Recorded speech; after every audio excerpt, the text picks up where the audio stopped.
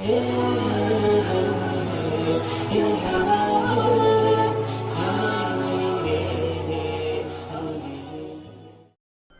الحمد لله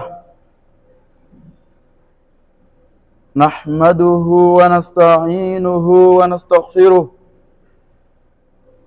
ونعوذ بالله من شرور أنفسنا ومن سيئات أعمالنا من يهد الله فلا مضل له ومن يضلله فلا هادي له وأشهد أن لا إله إلا الله وحده لا شريك له وأشهد أن محمدا عبده ورسوله أرسله الله بالهدى ودين الحق. قال سبحانه وتعالى في محكم التنزيل بعد أعوذ بالله من الشيطان الرجيم: يا أيها الذين آمنوا اتقوا الله حق تقاته ولا تموتن إلا وأنتم مسلمون. وقال أيضا تبارك وتعالى: يا أيها الذين آمنوا اتقوا الله وقولوا قولا سديدا يصلح لكم أعمالكم ويغفر لكم ذنوبكم ومن يطع الله ورسوله فقد فاز فوزا عظيما. وقال أيضا تبارك وتعالى: يا أيها الذين آمنوا اتقوا الله ولتنظر نفس ما قدمت لغد واتقوا الله إن الله خبير بما تعملون. وقال أيضا: إن للمتقين مفازا. وقال صلى الله عليه وسلم: اتقوا الله حيثما كنت وأتبع سيئة الحسنة تمحها وخالق الناس بخلق حسنا. رب اشرح لي صدري ويسر لي أمري واحلل عقدة من لساني يفقه قولي. أشهد أنه قد بلغ الرسالة وأدى الأمانة ونصح الأمة وجاهد في الله حق جهاده حتى أتاه اليقين. أما بعد، ndugu zangu katika iman, ndugu zangu waislamu, ndugu zangu watukufu wa Kiislamu, baada ya kumshukuru Allah tabaraka wa taala kwa neema nyingi kabisa, neema ambazo hatuwezi kuzihesabu na kuzimaliza kwa sababu ni nyingi sana, na zote zina umuhimu mkubwa katika maisha ya mwanadamu. Ndugu zangu katika imani,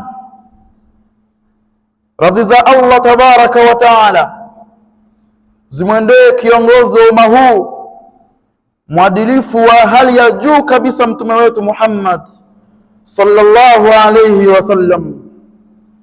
Radhi za Allah tabaraka wa taala ziwaendee maswahaba wa mtume sallallahu alayhi wasallam, maswahaba ambao kanu ma'ahu fi shidda wa fi rakhai fi tahqiq alhadaf alasma wa hiya dinuna alazim dinul Islam. Bila kujisahau na sisi kumwomba Allah tabaraka wa taala kuzidi kutuongoza kwa sababu tumepotea, kuzidi kutupa mwongozo na kutuhurumia kwa sababu sisi bado hatujajihurumia. Ndugu zangu katika imani, baada ya utangulizi huo, maudhui ya hutuba yetu ya leo yanasema: je, tunaishi katika misingi ya dini? Je, sisi waislamu tunaishi katika misingi ya katiba yetu Qur'an, ama tunaishi kwa kutumia akili zetu na kupumbazwa na hii dunia? Ndugu zangu katika imani, sote tufahamu ya kuwa Allah Allah tabaraka wa taala alipomaliza kumuumba mwanadamu ama kiumbe mwanadamu, akumwacha hivi hivi, bali akateremsha mitume tofauti tofauti. Na sisi umma huu wa mwisho tukapata mtume bora kabisa kuliko mitume wote, naye si mwingine ni Muhammad ibn Abdullah alayhi salatu wassalam. Lakini Allah kuishia hapo, akatupa kitu kinaitwa katiba ya Waislamu ama mwongozo wa Uislamu, kama alivyosema Allah katika suratul Baqara, dhalika alkitabu la raiba fihi hudan lilmuttaqin, hicho ni kitabu ambacho hakina shaka ndani yake na ni mwongozo kwa wanaotaka kuelekea kwa Allah tabaraka wa taala, ni mwongozo kwa wanaomcha Allah tabaraka wa taala. Ndugu katika imani, sote tunafahamu masiku machache yaliyopita tulikuwa ndani ya mwezi mtukufu wa Ramadhani, na wallahi kila mmoja ni shahidi wa nafsi yake ya kwamba tuliishi maisha ya Kiislamu, tuliishi maisha ya kumridhia Allah tabaraka wa taala, tukatoa sadaka, tukaswali mpaka ziada sunna, tukaamka usiku tukaswali, tukahurumiana, tukasamehana na mambo mengine mazuri yote tukafanya ndani ya mwezi mtukufu wa Ramadhani.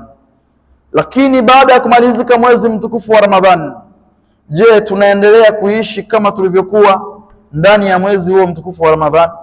Je, makusudio yalikuwa ni yapi katika aya ile, aya 183 suratul Baqara, baada a'udhu billahi minash shaitani rrajim, ya ayyuhalladhina amanu kutiba alaykumus siyam kama kutiba ala alladhina min qablikum la'allakum tattaqun. Lengo ni kumcha Allah kabla ya saum, ndani ya saum, hata baada ya saum. Je, baada ya saum sisi wacha Mungu?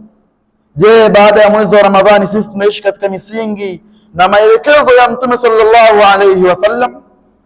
Ndugu katika imani, ndio maana Allah tabaraka wa taala katika suratu Al-Imran aya nambari 144 aliwaambia Waislamu kwa kuwaita, kwa kuambia kwamba je, ikitokea tatizo lolote ama umauti wa Muhammad akafariki ama akauawa, mtarudi nyuma katika dini yenu? Pale aliposema wama Muhammadun illa rasul, na akuwa Muhammad isipokuwa ni mtume, qad khalat min qablihi ar-rusul, ambaye amekwisha pitwa na mitume wengi kabla yake. Afa imata au qutila, Allah sasa anauliza swali, afa imata au qutila, iwapo Muhammad akafariki ama akauawa, inqalabtum ala aqabikum, je, mtarudi nyuma kupitia visogo vyenu mkiwa mnaacha dini, mtaacha Uislamu? Na Allah akatoa onyo akasema, waman yanqalibu ala aqibaihi falan yadhurra Allah shay'a wa sayajzi Allahu shakirin, na yule ambaye atarudi nyuma baada ya Muhammad akafisidi dini, akaharibu dini, akapoteza mwelekeo baada ya kufariki Mtume sallallahu alaihi wasallam, Allah anasema ana haja naye mtu huyo, na Allah ataendelea kuwalipa wale wema ambao wanaendeleza mazuri aliyoyaacha mtume wetu Muhammadun sallallahu alaihi wasallam. Watukufu wa Kiislamu, al-asafu shadid, kwa masikitiko makubwa, Muislamu kila sehemu, kila pande, yeye ni mharibifu, yeye ni mtovu wa nidhamu kwa Mola wake, yeye si mwenye kufuata masharti, si mwenye kufuata Qur'ani, kitabu adhim cha Allah tabaraka wa taala. Watukufu wa Kiislamu, Allah tabaraka wa taala anatupenda sisi hatujipendi, Allah anatuhurumia sisi hatujihurumii. Niliwahi kuuliza katika mimbari hii kwamba hivi Allah amekuumba wewe mwanadamu kwa uzuri ulioje, kama alivyosema tabarakallahu ahsanal khaliqin, inna khalaqnal insana fi ahsani taqwim, akakuumba mwanadamu katika umbile zuri zaidi. Akuishia hapo, Allah akakupa mtume, Allah akakupa akili iliyokuwa salama kabisa ukilinganisha na viumbe wengine, lakini pia Allah akakupa kitabu. Pamoja na neema zote hizo, bado mwanadamu anamkufuru Allah tabaraka wa taala. Ndugu zangu katika imani, sisi sote hapa tunafahamu katika ibada ambazo ni adhim, inabidi tusiache ibada hizo. Ibada kubwa ni swala. Muislamu kamwe usiache kuswali. Leo ni wangapi wanaacha kuswali na bado wanaendelea kujiita Waislamu? Sasa sikia, tukianza na ibada hii kuielezea, Mtume sallallahu alayhi wasallam anasema al-ahdi bainana wa bainahum as-sala, tofauti yetu sisi Waislamu na wao wasiokuwa Waislamu ni swala. Anamaanisha nini Mtume sallallahu alayhi wasallam? Yule ambaye ataacha kuswali, yule ambaye ataacha ibada hii adhim ya swala, ambayo ni arkanu thani min arkanul khamsa al-islam, nguzo ya pili katika nguzo tano za Uislamu, basi si Muislamu ukiacha nguzo hiyo. Lakini maulama wakaenda mbali wakasema hapana, wakaelezea wao kwa urefu zaidi, wakasema makusudio ni kwamba anayeacha kuswali akiwa anakubali kwamba ile ni ibada, kaifadhilisha, kaiweka wajibu Allah tabaraka wa taala, ila yeye haswali kwa sababu ya kiburi chake ama kwa sababu ya mughafala wake, anaendelea kuwa Muislamu, lakini ni murtakibul kabira, ni mwenye dhambi kubwa mbele ya Allah tabaraka wa taala. Ama wengine wakasema atakayepinga kuswali kwamba kwanza swala si sheria ya Allah, na mimi kwanza si swali kwa sababu si sheria ya Allah, kwanza kakanusha si sheria ya Allah tabaraka wa taala, alafu haja swali kabisa, huyo ndo kufurun kafirun murtadun, huyo ndo kakufuru dini yake na kartadi, katoka moja kwa moja ndani ya Uislamu. Uzani katika imani, ibada hii sote ni mashahidi hapa, tulikuwa tukiswali tukijaza safu mpaka ya 6 mpaka ya 7 ndani ya mwezi mtukufu wa Ramadhani. Baada ya mwezi mtukufu wa Ramadhani zimebaki zile rakaa mbili, safu mbili mpaka 3, lakini tulikuwa tukiswali hapa mpaka watu wakijazana mpaka huko nyuma, watoto, watu wazima, vijana walipaki mapikipiki yao kule nyuma wakaingia msikitini wakaswali, watu waliacha shughuli zao wakaswali. Baada ya kuisha mwezi mtukufu wa Ramadhani, kwa kuwa watu walikuwa wanaabudu mwezi wa Ramadhani, walikuwa hawamwabudu Allah tabaraka wa taala, tumerudi kule kule, bali tumeghafilika Waislamu mpaka katika salatul Jumu'a mtu ajui kwamba leo ni siku ya Ijumaa, mtu anakuja muda anaotaka, mwingine aji kabisa. Kwa sababu gani? Tumeacha mafundisho na maelekezo ya Mtume sallallahu alaihi wasallam.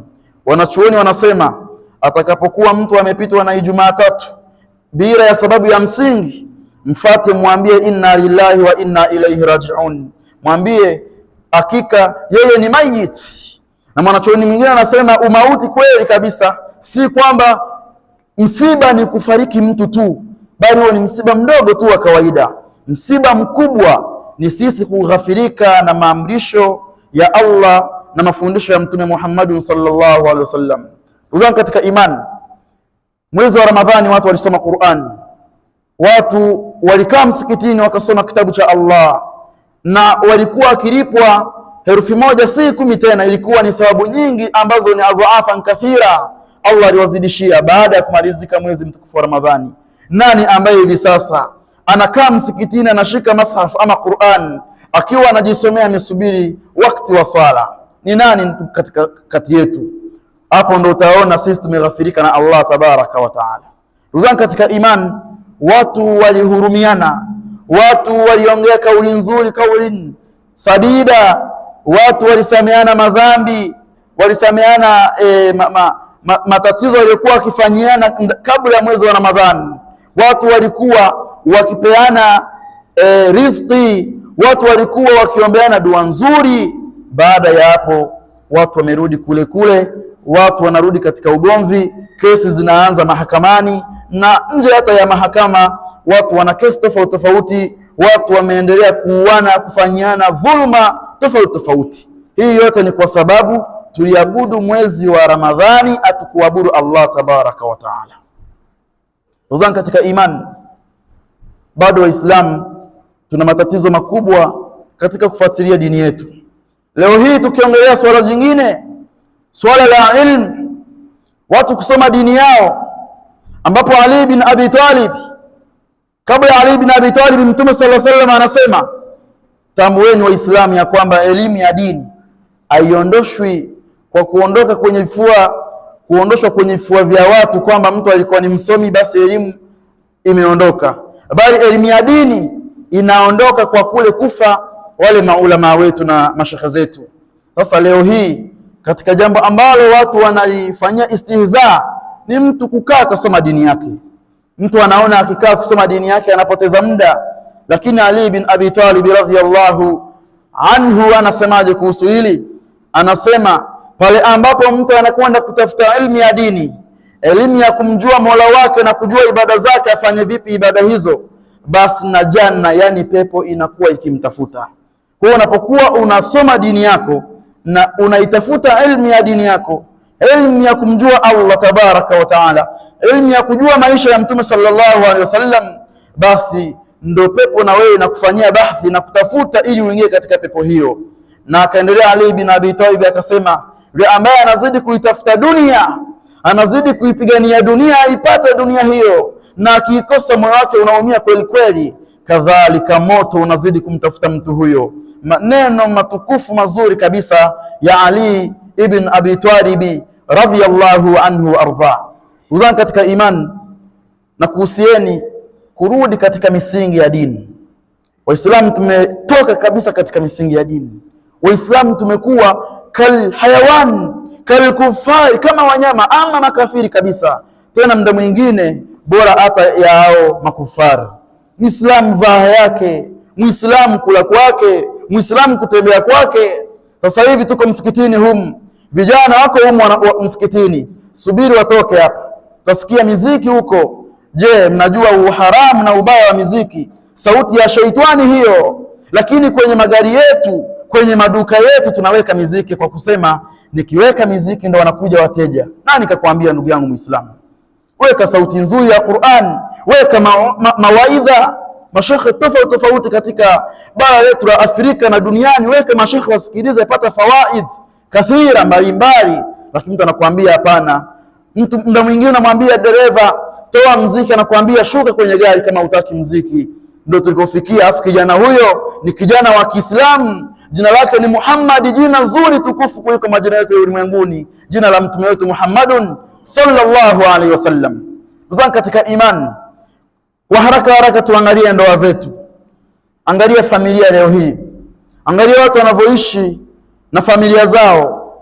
Kipindi cha mtume sallallahu alaihi wasallam, kipindi cha maswahaba radhiyallahu anhum, maswahaba waliongoza kutoa taraka, si kwa ubaya. Mtu alikuwa akioa mwanamke hana misingi ya dini, anamwambia kuswali aswali, jistiri hataki, anampa taraka. Leo hii tuulizane, sisi hatuwapi taraka kwa sababu ya kwamba ni wacha Mungu sana, ama ni kwa sababu ya tamaa za nafsi zetu? Ni kwa sababu ya kuogopa wanawake. Mtu hawezi kutoa sadaka mpaka amuulize mkewe, mtu hawezi kutoa chochote mpaka amuulize mkewe, na hawezi kumkosoa mke wake mpaka na watoto wake. Nakuta mtoto katika nyumba ya Muislamu ndio mwenye sauti, akikosea hawezi kukosolewa. Alafu mtu wa namna hiyo bado anasema ana muslimun, ana mu'minun.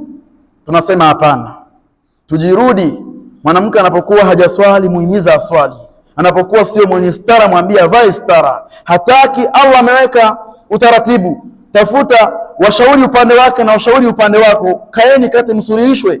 Ama kigoma zaidi, timua huyo. Kwani wanawake ni wangapi ndugu zangu katika imani? Mpaka Allah tabaraka wa taala aliwaonya wakeze mtume sallallahu alaihi wasallam, mkiendelea kumzonga mtume sallallahu alaihi wasallam, mkaendelea kumletea tabu mtume sallallahu alaihi wasallam wakati ipo katika majali da'wa, ipo katika kufundisha dini, basi tampa amri awaache yote 11 fi riwaya 9 wote.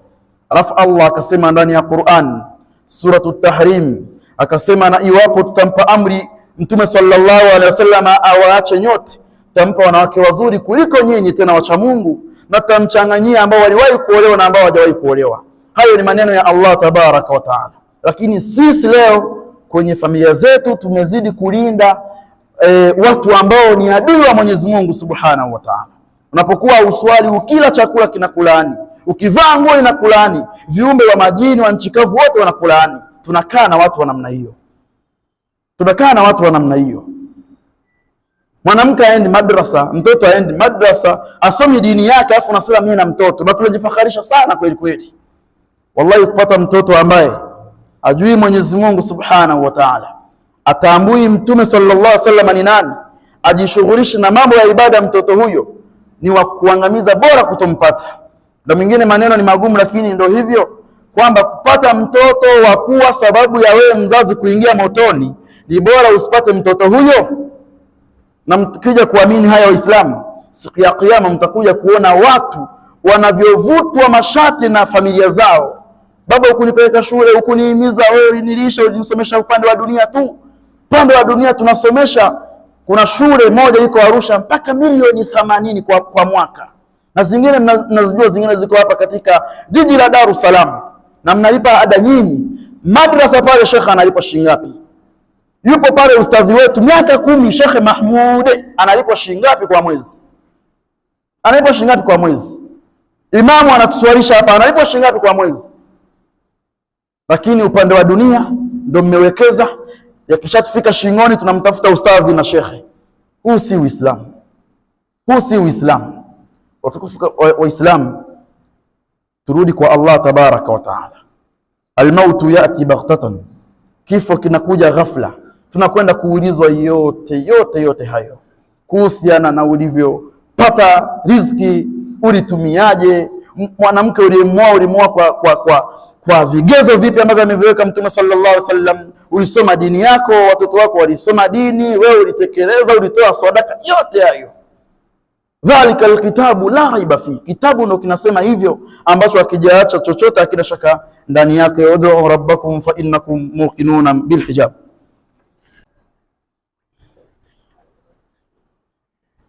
Alhamdulillahi rabbil alamin wal aqibatu lil muttaqin wala udwanan illa ala adh-dhalimin wa ala alihi wa sahbihi wa man tabi'ahum bi ihsanin ila yawmi yub'athun. Amma ba'd, usikum marratan ukhra marratan thaniya ma nafsi bittaqwa Allahi azza wa jalla faqad faza almuttaqun.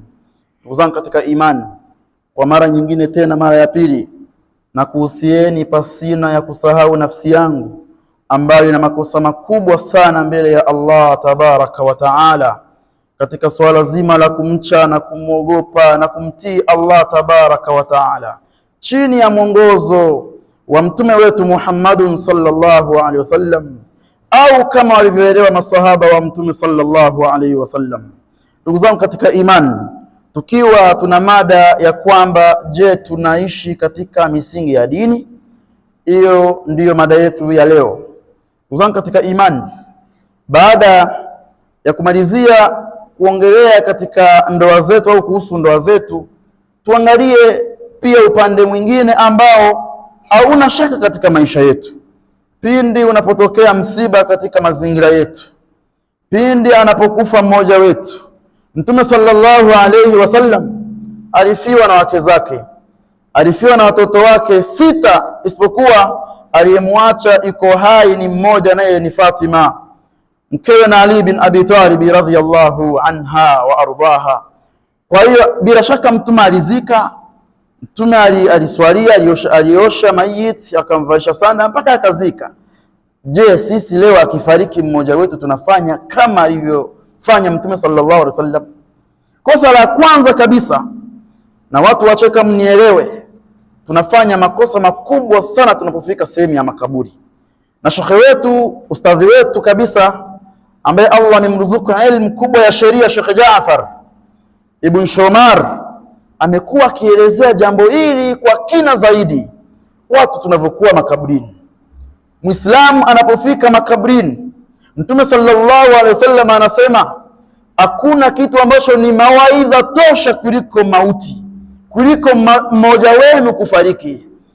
Lakini tunapofika katika sehemu za makaburi tunafanya vituko Waislamu, yani kana kwamba sisi si Waislamu. Wallahi nathubutu kusema kwamba kinachowaingiza motoni makafiri ni kule kutokuwa na shahada tu basi.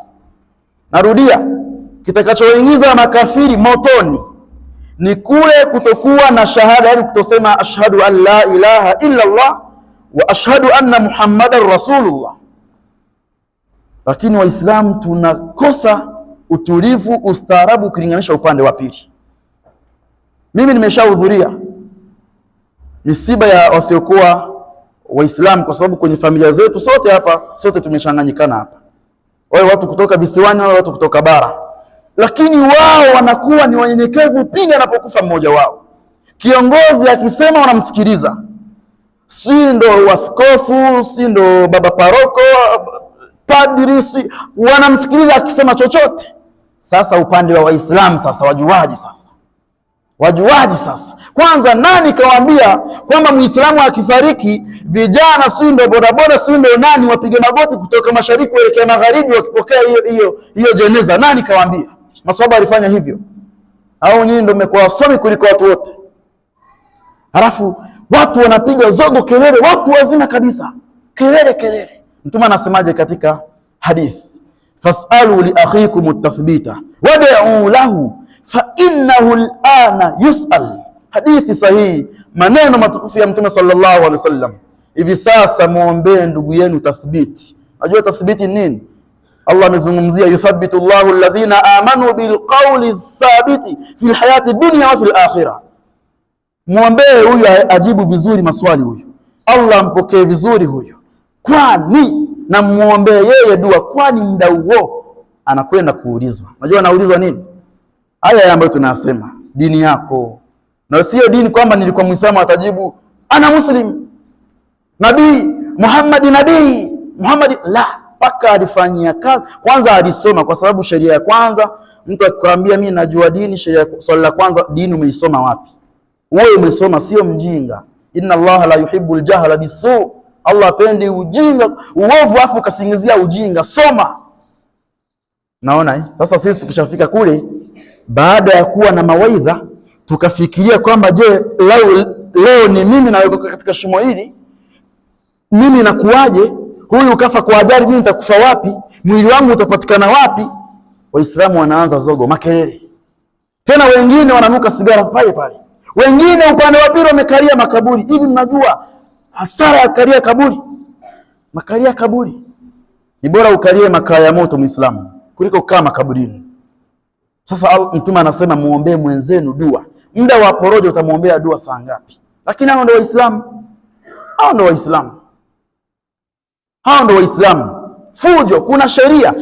Stukeni kwamba hapa kuna Sheikh Jaafari, kuna Imam Abdurrahman, kuna Sheikh Mahmudu, kuna Sheikh Bui, kuna Sheikh Musa, si kuna Sheikh nani. Wape nafasi wafanye kazi yao, ndio waliosoma hao ndio waliosoma. Nyinyi mkipewa maelekezo, wewe kijana ndio beba hapa, beba. Wewe chimba hapa, chimba. Wewe fanya hivi. Msubiri hivyo kwa sababu wamesoma. Kwa hiyo wachukue nafasi yao kufanya mambo ya dini. Na tuwe wastaarabu Waislamu. Tunachekwa makelele. Juzi hapa watu vijana wanaendesha pikipiki kana kwamba anacheza game kwenye simu yake. Lakini tukishafika makaburini, shekhe haonekani shekhe ni yupi, muumini wa kawaida ni yupi, na kafiri ni yupi. Tena walikuwepo vijana wa kafiri hapo, unakuta amesimama amefanya hivi, mtulivu kabisa, anatikisa kichwa, anasema kama dini ndio hii, hapo alibaki Roman Catholic kwenye Mungu watatu kule, kwenye kufuru yenyewe kabisa. Kwa Waislamu, mimi sipepesagi jicho katika kuongea, na sikusoma ili nifiche uongo. Nimesoma ili watu wajue haki, wala sipumulii pua ya mtu, wala si mashehe kuja hapa akamunya maneno, si shaka ficha huku, sio hivyo. Na watu wa kanda ya zote nilishawaambia sisi hatuko hivyo. Sisi ni kitu kimenyoka, tunakieleza. Pata faida kwa Mola wako. Usitii basi. Najua hata nikitoka hapo watu watanifuata, shehe una ukali wa maneno. Huo ndio ukweli. Alafu upande wa pili unajiuliza, nyinyi Waislamu au sisi Waislamu wakati tunamkosea Allah, atuone kama ni ukali wa adabu na utovu wa adabu. Ila shekhe kueleza yeye ndo mtovu, ndo ana ukali wa maneno. Hiyo imekaaje sasa? Kwa hiyo tujirekebishe. Wallahi tujirekebishe. Tunapofika makaburini, pale ni sehemu ya utulivu, usizungumze chochote isipokuwa cha kheri kabisa. Muombee huyu. Hivi wewe uogopi makaburini? Uogopi? Anasema mshairi kama si mtume basi ni mshairi, itakuwa nimesahau. Laisa algharibu gharibu Shami wal Yaman, innama algharibu gharibu alkafani wal lahadi. Mgeni, sikizeni vizuri ya maneno, mgeni si kutoka Sham kwenda Yemen. Yani sasa na kutoa mfano katika nchi yetu, mgeni si kutoka jiji la Mwanza kuja jiji la Dar es Salaam. Mgeni mwenyewe haswa ni yule ambaye siku ya kwanza anavalishwa sanda afu anapelekwa mwanandani kaburini. Huyo ndio mgeni. Atuogope Uislamu? Alafu nataka eti tufanye hivi? Hapana. Hapana, haiko hivyo. Haiko hivyo. Na wale ambao ni wasomi wa dini na wahusia, mko maustadhi wengi tele, tufundishe Waislamu utaratibu. Tuambie, usiogope mtu, sio ni bosi wangu, fundisha mtu. Alimuhimu tu usimvunje mtu heshima yake. Lakini nathubutu kama nyingine upande wa pili ni wanyenyekevu kwa viongozi wao yanapotokea masuala kama haya. Kabisa kabisa. Kwa hiyo nakuhusieni kumcha Allah chini ya mafundisho ya Mtume Muhammad sallallahu alaihi wasallam.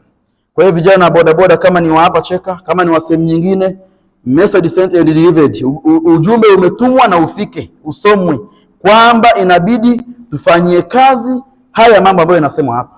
Mtu akifa ogopa, kama huwezi kwenda makaburi. Kuna mmoja nilimwambia pale kwamba kaa kwenye kaburi, bora nenda nyumbani kwako kama umekosa sehemu ya kukaa.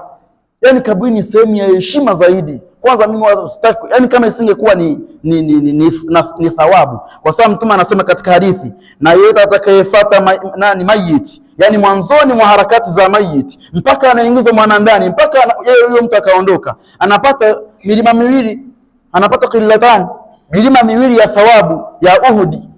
Yani kama Kilimanjaro ijazwe thawabu, ndio thawabu mtu anazopata kusindikiza jeneza mwanzo mpaka mwisho wake. Kama sio mimi nisingekuwa nakwenda. Kwa sababu ni kwenda kuaibika tu. Kwenda kuaibika tu. Hapo sijagusia mtu kumuosha ndugu yake, kuosha mke wake, kuosha mwanawe, ndugu yake wa karibu, ili kuficha aibu. Kwa sababu unapokuwa umemfanyia mwenyewe, uwezi zile aibu za ndani kuzitoa, kama labda mgonjwa alikuwa na kidonda kinanuka ama hivi, ama alikuwa kumbe alitolewa jicho. Uwezi ukasema hayo kwa watu. Lakini hatusomi, ndio tunaruhusu watu sasa. Mtu anakuja, hela anachukua na bado na maneno mabaya anaongea. Kwa hiyo ndugu zangu katika imani, tujitafakari kwamba mwezi wa Ramadhani tulifanya mema, tulifanya harakati za kidini swafi kabisa. Je, sasa hivi tuko vipi baada ya mwezi wa Ramadhani kumalizika? Au tunaingia katika aya ambayo Allah anasema kwamba Muhammad ni mtume wa Allah, hivi akifa au akauawa Muhammad mtaacha dini? Kwa hiyo tujitafakari. Ama kwa kumalizia, tumalizie na aya inayosema ya ayyuhalladhina amanu ittaqullaha wal tanzur nafsum ma qaddamat lighad wattaqullah. Na wanasema wanachuoni, inapokuja takriri aya ikajirudia, kujirudia kwa neno sehemu moja ni dalili ya kwamba hapo kuna umuhimu wa kuzingatia na kufanyia kazi.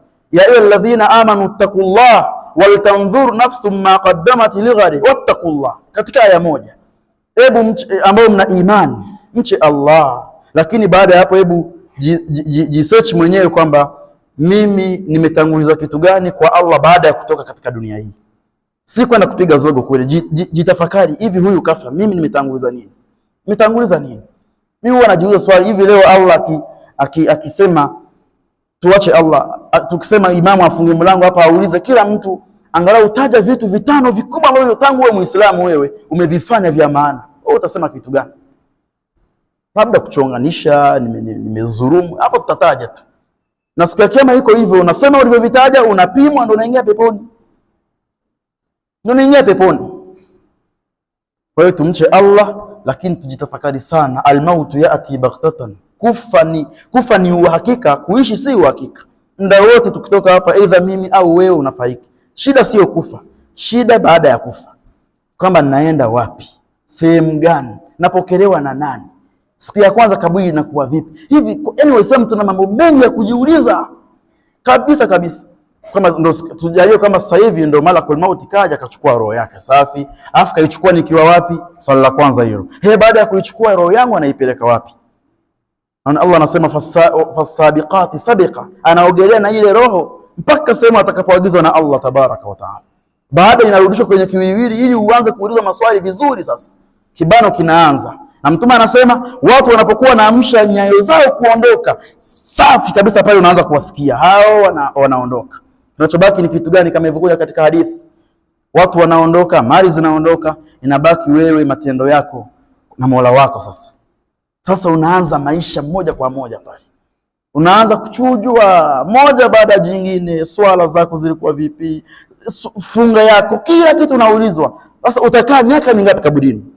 Utakaa miaka labda tuseme miaka 2000 kutoka leo hivi, miaka 2000. Nani mpaka leo hapa amefanya thawabu za kumtosheleza yeye kuishi vizuri kaburini miaka 2000? Na alafu kuna kiyama sasa, kuna kiyama sasa. Hapo sasa ndo mtu unaanza kusema ya laitani in kuntu turaba, na mimi ningekuwa mchanga tena. Qur'ani ilikuwa ni ya nini? Akili salama uliopewa kuliko viumbe vyote, akili ilikuwa ya nini? Mtume wa nini? Mtume wa nini? Kitabu cha nini? Sasa haya ndio mambo ya kutafakari Muislamu, si kwenda kupiga kelele, kuwapigia kelele pale. Unapofika pale waombee dua, assalamu alaikum ahlal diyar minal mu'minina wal muslimin wa inna insha Allahu bikum lahikun. Hiyo ndio dua ya kuombea, kwamba assalamu alaikum ala ahlad diyar, amani iwe juu yenu enyi watu wa mji huu, enyi watu wa makaburi haya, miongoni mwa waumini na Waislamu, na insha Allah akitaka na sisi tunakuja. Na kwenda kupiga sigara pale. Kuna wengine tena sasa hivi wataanza kwenda na karata. Mimi nakwambia karata kabisa, mtu anaanza kucheza draft pale kaburini. Huyo ndo Muislamu huyo. Huyo ndo Muislamu. Lakini mambo kama haya pia hataki yasemwe. Tuongelee vitu swala 5, kuna vitenguzi vya swala, kuna vitenguzi vya udhu. Hapo Uislamu wanapenda hapo. Lazima tuongee. Uislamu haujaacha chochote. Uislamu haujawahi kupitwa na wakati. Labda sisi ndo tujifanye kupitwa na wakati. Kwa hiyo lazima yote haya tuyaweke wazi, na lazima turekebike. Na tofauti na hapo tunakwenda kukutana na habari mzito mbele ya Allah. Allahumma arna al-haqqa haqqan warzuqna ittiba'a wa arna al-batila batila warzuqna ijtinaba. Allahumma ighfir lil-mu'minina wal-mu'minat wal-muslimina wal-muslimat wal ahya'u minhum wal amwat innaka antal ghafurul mujibud da'awat. Allahumma atina fid dunya hasana wa fil akhirati hasana wa qina adhaban nar wa adhabad dayn wa adhabal qabr wal fitnatil mahya